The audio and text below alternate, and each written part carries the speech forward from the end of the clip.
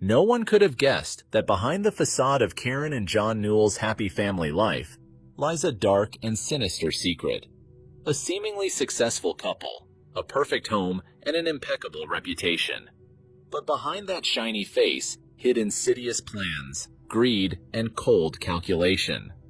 Love turned to betrayal, trust, deception, and dreams of the future, a cruel reality.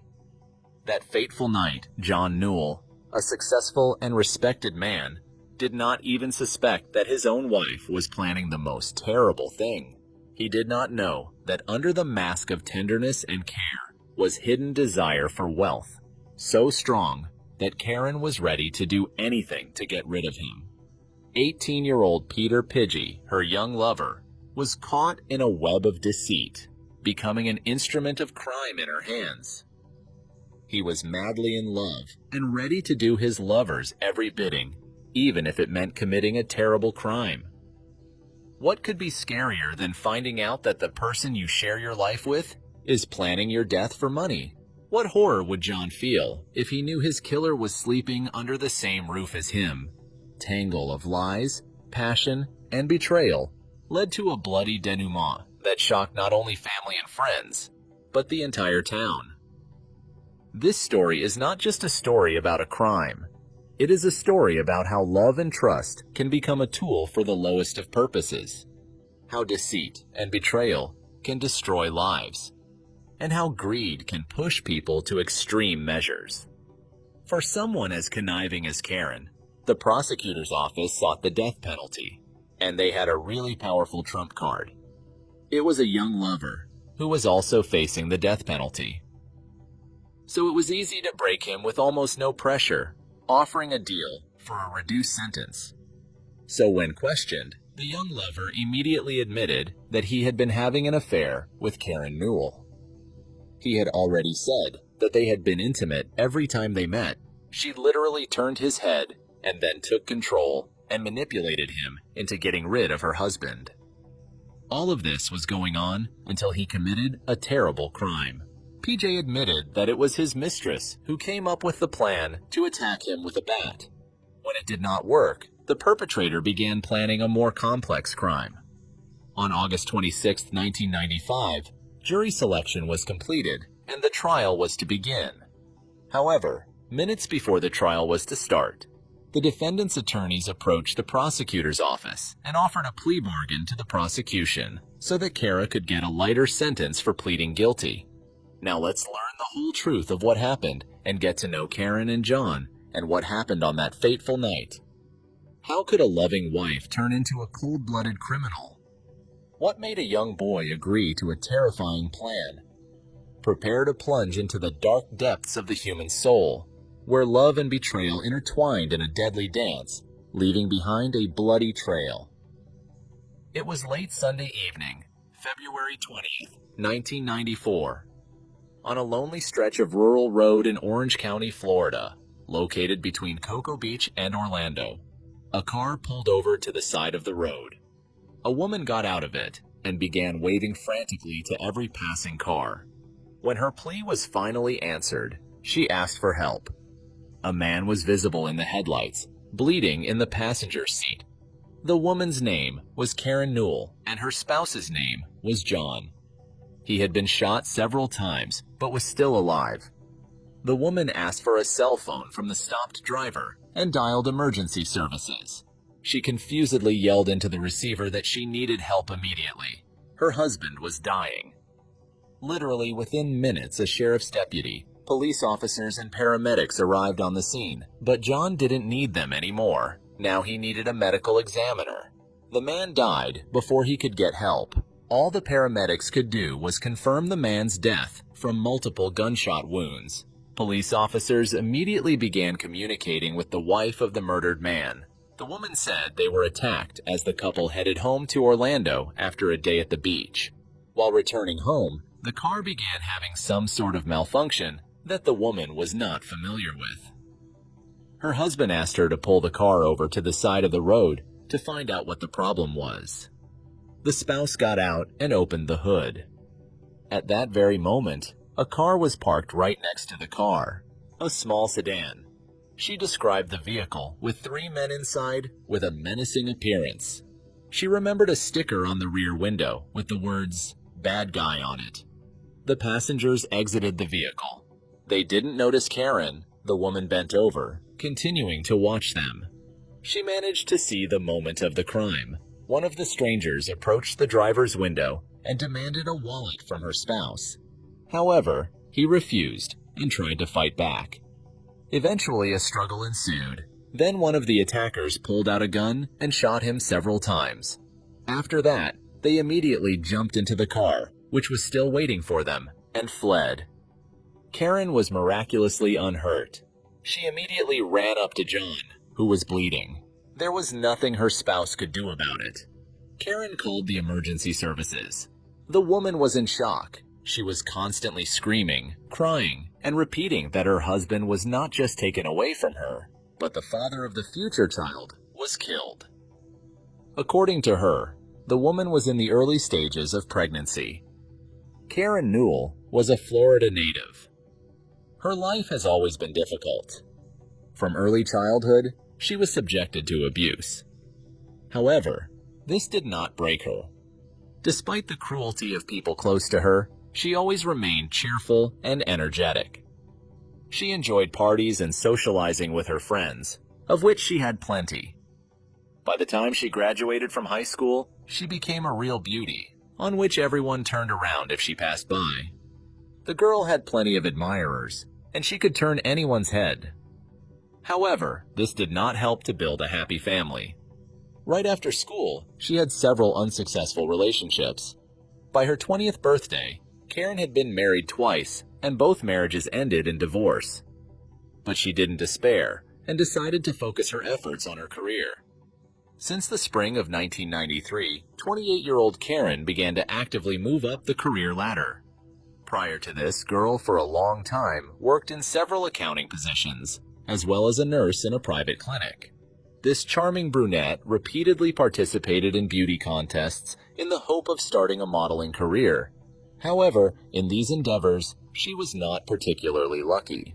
It went on like this until she met John Newell.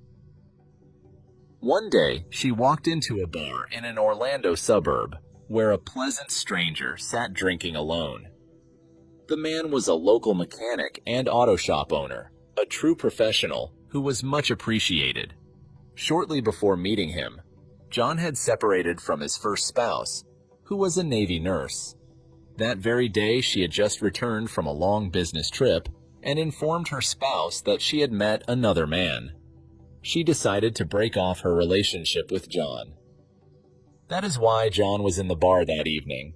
He was just going through a breakup and drank to forget himself. However, he was not destined to be alone. As soon as Karen saw him, she was immediately interested. The girl was not timid and decided to act. She sat down and talked to him, and then asked the stranger to dance. John was quite a promising bachelor. Not only was he the owner of a well-known auto repair shop in town, he had 2 cars, a house, and a large savings account in the bank. He was young, successful, and good-looking in the prime of his life. And now he was also available for a relationship. A fling had turned into a torrid sex on a date night. But it became more than just a fling. John really liked his new acquaintance so much that he fell in love with Karen, and she was enamored of him. They started a relationship and couldn't get away from each other. Very quickly, the girl went to live with her new boyfriend. Their relationship was so tumultuous that it developed lightning fast. It was only 2 months after the first passionate night, as on May 22nd, 1993, they got married. It seemed that the newlyweds were truly happy. In their lives began a bright streak of love and endless happiness. It was really so. Soon after the wedding, Karen had prospects in the modeling business, thanks to her husband's connections and regular participation in beauty contests. She landed a new, well-paying job in television. The young woman had a busy schedule. She often went away for a few days, but each time she returned to her lover. Of course, These trips were frustrating for John. Not only did he miss her madly, but he still remembered how his first wife had returned from a business trip and broken up with him over another man. Therefore, John feared that Karen would be waiting for him as well, the same fate. However, the wife assured her husband that this would not happen. Her labor would pay off, and they would become incredibly rich. John supported his beloved, calling her a financial genius. They often dreamed that in 5 years they would retire, forget about work and separations, and not need anything. It turned out the couple needed the money much sooner, as the young Newell family was expecting their firstborn a few months after the wedding. The future mother and father were incredibly inspired by the news. John's dream of having a large family was closer than ever. Also, the young spouses continued to maintain their relationship. They tried their best to keep the feelings and passion they felt from the first minute of their acquaintance. A few days after Valentine's Day 1994, the couple planned a short vacation on a Florida beach. They decided to go there for the weekend and relax after a hard day's work. On February 20th, John and Karen packed all the necessary things and went by car to the east of Orlando. There was an oceanfront beach called Cocoa Beach. It had great views and was one of the best surfing spots around. They spent the whole day here. They barbecued, swam, and went to a surf store to buy some gear before they left. After that, they packed up all their stuff and drove back out. Karen was driving, as her spouse had had some alcohol that day and didn't want to lose his license. So John sat in the front passenger seat. They passed the toll booth and pulled onto the state highway. At this point, the spouse was fiddling with the radio as it was not working. At some point, the car skidded a bit. According to Karen, she told her spouse that the car was behaving strangely and felt a strong vibration in the steering wheel. They pulled over to see what was wrong, and that's when the attack happened. Now detectives investigating the crime had to thoroughly check all the circumstances. The victim was found in the passenger seat with multiple gunshot wounds, one of which was directly to the head. John died instantly. The police began a real manhunt for the attackers. Of course, they gathered information from a witness. The victim was able to describe in some detail the car of the criminals. One of the important things was the sticker on the back window. The woman then stated that she felt sick because she was pregnant. She was immediately loaded into an ambulance and taken to the hospital to make sure she was okay and that the mother and baby were safe. 22 caliber shell casings were found around the car. The dangerous criminals were on the loose and had at least one gun, as it was not recovered at the scene. However, they fled so quickly that they forgot to take the victim's wallet they were after. Police raised the alarm in the 6 surrounding counties. All available patrols were informed and began to scrutinize all passing vehicles. Checkpoints were alerted, whose officers also had to keep a close eye on passing vehicles. The first thing to pay attention to was cars with a bad boy sticker. However, it turned out that such a car was not seen by any of the drivers, and it did not pass the checkpoints, which was also strange. Because of Karen's quick departure in the ambulance, the police officers were unable to ask her all the necessary questions about the incident. At that moment, the condition of the woman and the baby were much more important. However, at the hospital, upon examination, doctors were satisfied that the young woman was in stable condition and was able to communicate with law enforcement officers later that day. Therefore, investigators arrived at the hospital to speak with Karen and find out more about what had happened. According to Karen, they were not alone on the beach. A short time after they arrived at Cocoa Beach, a buddy of hers from work named Peter Pitjay also arrived there. The three of them spent most of the day, and at the end of the day, they drove back to Orlando together in 2 different cars. Karen's buddy drove his car, and she followed him a short distance behind. However, they missed each other after the toll booth. Peter drove ahead and was soon completely out of sight. Then the steering wheel of Karen's car began to vibrate. Then her husband said they had to stop immediately so he could check the condition of the car. She got out of the driver's seat first and opened the hood. At the same moment, she heard the sound of brakes, and the foreign vehicle came to a stop right up to the trunk of their car. Just a few seconds later, it started shooting. At this time, Karen crouched down so that she was completely hidden by the open hood. She heard the assailants in black and white Converse sneakers demanding her husband's wallet with money. Then several loud gunshots rang out, and the perpetrators fled. However, she also noticed that they did not take the wallet. She did not see the faces of the attackers. Police officers considered several versions of what happened, as there were several oddities that put Karen's words in doubt. First of all, no one saw the car labeled Bad Boy. Second, it was strange that the robbers, who had demanded the purse for profit and even went as far as murder, had suddenly forgotten their loot and left in a hurry. Third, it was strange that they didn't notice the woman and didn't even check why the car's hood was open. Fourth, it was strange why John himself did not go out and look under the hood of the car. After all, he was a mechanic, and Karen did not know anything about malfunctions.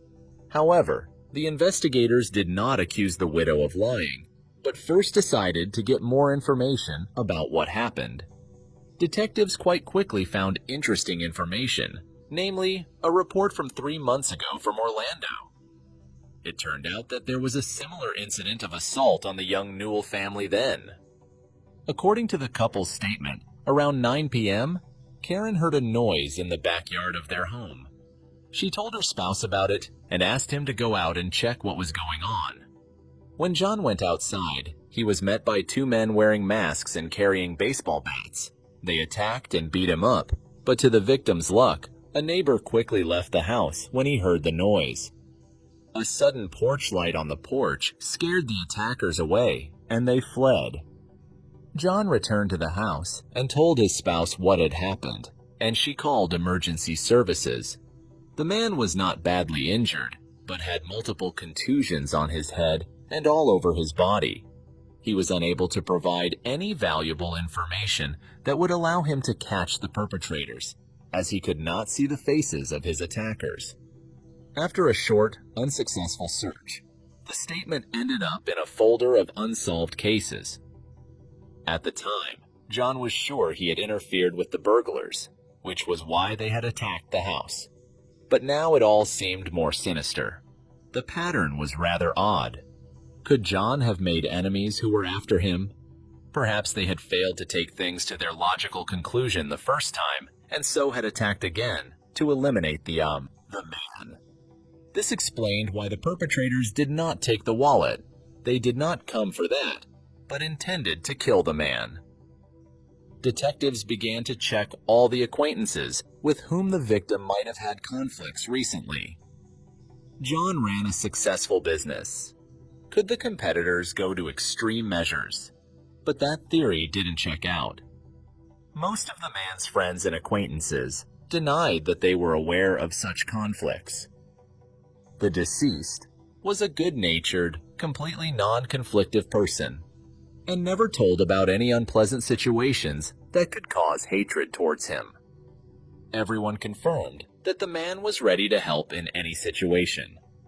As it turned out, it was this good-naturedness that was the main factor in the tragedy that occurred. Detectives learned that shortly before the attack, John and Karen had a strange neighbor in their backyard. He turned out to be a guy already known to the police by the name of Peter Pidgey, a friend of Karen's, who was vacationing with them on the beach before the tragedy. PJ's apartment had been broken into shortly before, and he had to move in and temporarily live elsewhere, while the locks were changed and the alarm system in his house was installed. Karen eagerly accepted the new neighbor and persuaded her spouse to help him through the difficult situation. She felt that PJ would be able to keep an eye on their home while they worked and were away. John couldn't refuse and took the man in. He thought it wouldn't last long, but the neighborhood lingered.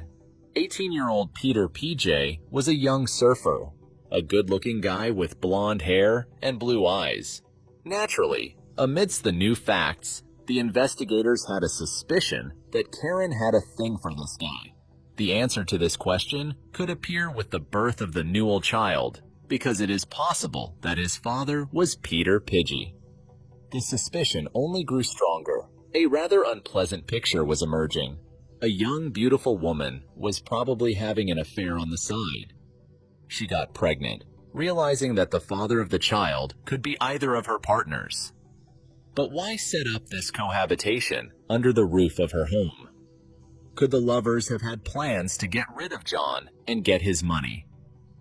Colleagues at work said they suspected 29-year-old Karen of having an affair with 18-year-old Peter, with whom she behaved too sweetly and literally inseparable. Anyway, the charming neighbor became a suspect. He was summoned to the station for questioning just the day after the crime. PJ ended up in front of police officers, where his story was similar to what the widow told. He confirmed that he had arrived at Cocoa Beach a little later than the couple, and they had spent time there together. Here he drank beer and smoked pot. After that evening, the boyfriend got into his vehicle and drove ahead of the Newells for a short distance. However, he went far ahead after the checkpoint and did not wait for his buddies, as he was going to head to his hometown of Port St. Lucie.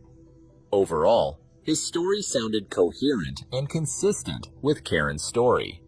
He was not confused in his testimony and answered clearly and confidently. Then the cops started asking him questions about his own background to get him to lie about his affair with the widow. At this point, everything Karen had said about PJ turned out to be a lie. Contrary to what she claimed, as if the guy was a production assistant at the TV station where she worked, that wasn't true. He didn't actually have a regular job. He dropped out of school and occasionally did lawn mowing or similar part-time work. It allowed him to earn a little money to live on, but any serious television work was out of the question. Detectives learned from the widow's friends that she did have an affair with PJ. It began a few months before he moved into John's house. During this period, Karen's lover repeatedly bragged about his affair with the married woman and often told the story of their acquaintance to friends. According to him, it happened in the midsummer of 1993, when the aspiring TV host allegedly traveled to Port St. Lucie for work. As was further established, although the widow worked in television, she did not go on any business trips. This was just an excuse to run away for some time to her lover in Port St. Lucie. At this period, she was 29, and the young boyfriend was 18. Naturally, Karen didn't talk about it, but she regularly traveled to the young man's place in town, where they hung out for days at a time and spent John's money. They met by chance while driving on the highway. Karen's beauty caught his eye. He saw a handcuff-shaped keychain hanging from her rearview mirror. When they converged at a stoplight, he stuck his hands out the window and mimed being handcuffed. PJ wasn't expecting it, but she reacted to his sign of attention, smiled, and they began to flirt. Immediately after meeting, they spent the night alone on the beach. Friends of the young man said that he did not consider the relationship as a simple affair. The guy thought it was something more serious and found himself head over heels in love with Karen. He talked earnestly about marrying her and was sure she was carrying his child. So the couple had a real motive for taking John's life. However, by this point, the investigation still didn't have the evidence to tie it all together, confirming the speculation. The first priority was to locate the crime weapon. Judging from the shell casings found at the scene, it was a .22 caliber handgun. In search of witnesses who might know something about the weapon of the lovers, detectives questioned one of the woman's ex-husbands. That's how they found out that PJ wasn't Karen's only sexual partner on the side. She periodically met in different hotels with her previous husband. The man said that in November 1993, she approached him with an unusual request. The woman asked to borrow a .22 caliber handgun for self-defense. She explained quite convincingly that she feared for her safety after two strangers attacked John with bats. He believed her and handed the woman the weapon. This was already sounding suspicious. It was necessary to find the gun and run a ballistics test. It will allow to know with 100% certainty whether the deceased was shot with this gun. However, when the police asked Karen's ex-husband for the gun, he reported that Karen had still not returned it. After that, detectives were left in no doubt about the young widow's involvement in the death of her own spouse.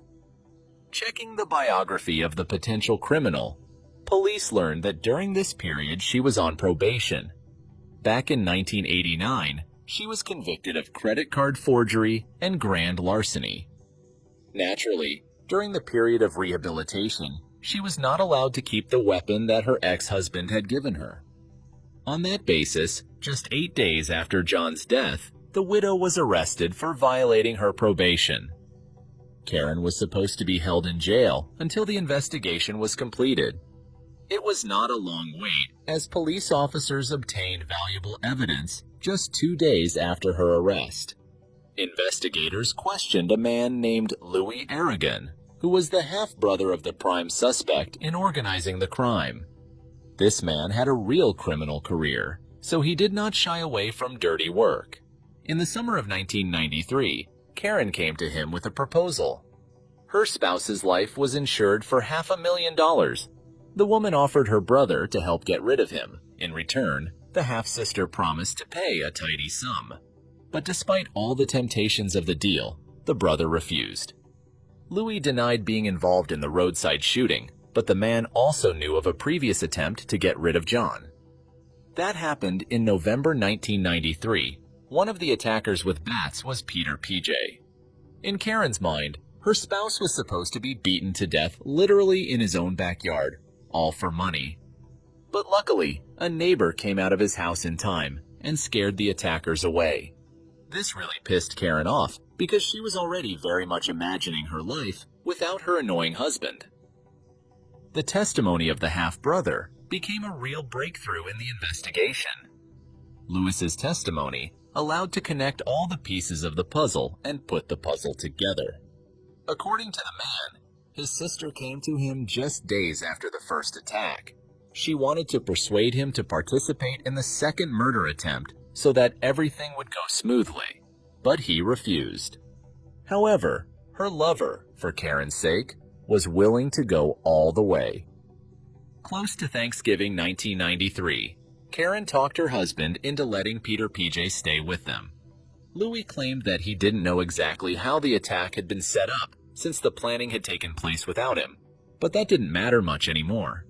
However, the detectives still had to make sure their new witness was telling the truth. First of all, they checked the couple's insurance policies. It turned out that during their life together, Karen had taken out a $250,000 life insurance policy on her spouse, which was kept in the man's safe. She later made several more insurance policies, and the total amount was about $500,000. At the time, that was a lot of money. Apparently, greed took over, so the criminal just decided to get rid of her spouse and get the insurance payments. She really tried to get the money, so already in the first days after the death of John, applied to insurance companies. Some small firms had already paid her compensation at the time of the investigation, and the largest payments were suspended. Karen had been running around to the insurance companies demanding payment. Now, however, it was time to pay the bills for the organizer and perpetrator of the crime. Experts found that the gun was in the hands of the lover. As soon as he got out of his car, he put the gun to John's head. The young criminal called it divorce and fired. After that, he fired 3 more bullets into his chest. PJ threw the weapon into a lake located a few kilometers from the crime scene. Divers who arrived at the location were able to retrieve the gun from the lake, and ballistics tests confirmed that this was the weapon used to shoot John Newell. In addition, the serial number of the gun matched the one belonging to Karen's ex-spouse, who was the defendant. Already at the preliminary hearing, it became clear that the lawyers of the Black Widow were going to fight to the end. They tried to turn everything the other way around and prove that PJ was the organizer and executor of the crime. and the motive was the banal jealousy of a guy in love. Karen, on the other hand, was made out to be the innocent victim of a love triangle. It was also obvious that John himself had endorsed the insurance policies, which meant that the motive was implausible in the eyes of the jury. However, she never gave any coherent answer to that question, and the lover and ex-husband didn't even know each other. Therefore, Karen's involvement in the case was obvious. In addition, the ex-husband himself confirmed that it was Karen who had asked him for the gun. On March 28, 1994, Peter P.J. was arrested. A couple of criminals were charged with the murder of John Newell. Prosecutors alleged that from the beginning, the woman had entered into a relationship with her successful deceased spouse in order to receive payments for his death. After the marriage, she quickly took out a $250,000 policy and then continued to purchase smaller policies. However, the woman was not accused of pulling the trigger. Instead, she fell in love with a young boy, handsome but not very smart, who couldn't even finish high school. She just gave him her love and also convinced him that they would get married and she would bear him a child, and John was the obstacle to their happiness. The woman assured that there would be no problems with money, so the young man gave in to her tricks. She even admitted that she was pregnant by him and told her husband that she was waiting for his child. Karen is so deluded that she almost did not get tangled in her own web of lies. However, the most interesting thing told the doctors after Karen was discharged from the hospital. On the day of the crime, they did a pregnancy test, and it turned out that there was no delicate position. Moreover, she had an IUD, which she had thoughtfully placed herself, so she could not get pregnant during that period. Naturally, the woman knew about it. It turns out her delicate situation was just as much a fabrication necessary to manipulate the men in her life. In the end, the young woman admitted her involvement in organizing the attempt on her husband's life and the murder itself. For her confession, she received a life sentence without parole. On September 5th of that year, PJ was sentenced to 24 years in prison with the possibility of parole. He was released from prison early in January 2010. Although Karen miraculously escaped the death penalty, she managed to voice her discontent and felt it was unfair that her trigger-happy lover received a lesser sentence than she did. For the family and friends of the deceased, however, it was more of an injustice that Kara had survived the incident at all. They believed that Karen was incorrigible, and it was possible that when she was released from prison, the Black Widow would continue to find new naive victims and weave new plots.